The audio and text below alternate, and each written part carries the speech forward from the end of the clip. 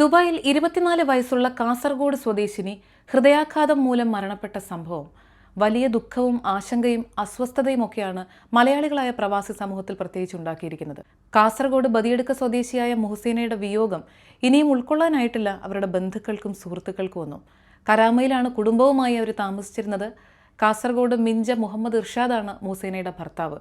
4 വയസ്സും 2 വയസ്സും പ്രായമുള്ള 2 കുഞ്ഞുങ്ങളുണ്ട് അവർക്ക്. 3 മാസം മുൻപാണ് മുഹസീന ദുബായിലെത്തിയത്. ഇപ്പോൾ മൃതദേഹം നാട്ടിലെത്തിക്കാനുള്ള നടപടിക്രമങ്ങൾ ദുബായ് KMCCയുടെ സഹകരണത്തോടു കൂടി നടത്തിവരുന്നു. ലോകത്തിലെ ഏറ്റവും വലിയ മാധ്യമ സമ്മേളനം അറബ് സമ്മിറ്റിന് ദുബായിൽ തുടക്കമായി. കഴിഞ്ഞ ദിവസം ദുബായ് വേൾഡ് ട്രേഡ് സെന്ററിലാണ് അറബ് സമ്മിറ്റിന് തുടക്കമായത്. UAE അടക്കമുള്ള അറബ് രാജ്യങ്ങൾ സഹിതം 26ഓളം രാജ്യങ്ങളിൽ നിന്നുള്ള 8,000-ലധികം മാധ്യമപ്രവർത്തകരാണ് ഈ അറബ് സമ്മിറ്റിൽ പങ്കെടുക്കുക.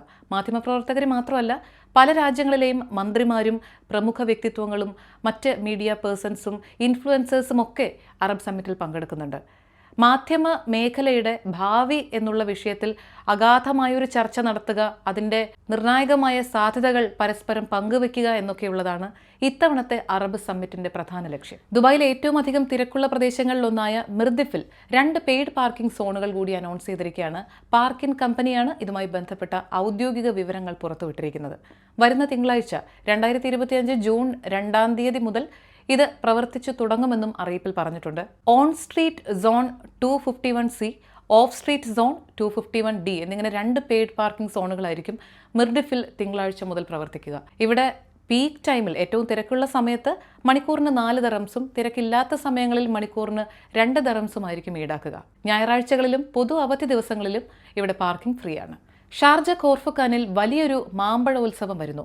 ഈ വരുന്ന ജൂൺ 27-ാം തീയതിയാണ് പല സ്ഥലങ്ങളിൽ നിന്നുള്ള മാമ്പഴങ്ങളുടെ വെറൈറ്റീസ് അവിടെ അവതരിപ്പിക്കപ്പെടുകയും വിൽപ്പനയും അതിൻ്റെ പ്രദർശനവും ഒക്കെ നടക്കുക. Sharjah chamber of commerce and ഇൻഡസ്ട്രിയും കോർഫക്കാൻ മുനിസിപ്പാലിറ്റിയും ഒക്കെ സംയുക്തമായിട്ടാണ് ഈ ഒരു മാമ്പഴോത്സവം ഇങ്ങനെ നടത്തുന്നത്.